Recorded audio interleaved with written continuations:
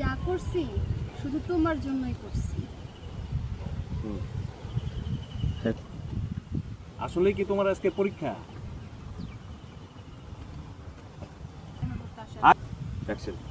আরে না, এটা তো আমার একটা অভিনয় ছিল তোমার সাথে দেখা করতে আসার জন্য। অ্যাকশন। আজকে যে তোমার পরীক্ষা না, তোমার বাবা যদি কোনোভাবে জানতে পারে সমস্যা হবে না? অ্যাকশন।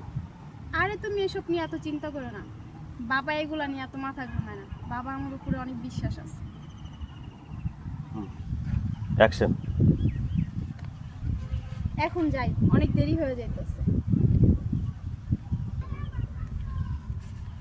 এখন যাই, অনেক দেরি হয়ে যাইতেছে। এখন যাইবা মানে? তোমার পরীক্ষা হচ্ছে 1.5 ঘন্টা, এখন 1 ঘন্টা হইছে। এখন যদি আগে আগে যাও ধরা খাবা তো। আরো আধা ঘন্টা পরে যাবা। ঠিকই তো বলছো। হুম। আচ্ছা রিঙ্কি, চাচা তো আমাকে অনেক বিশ্বাস করে।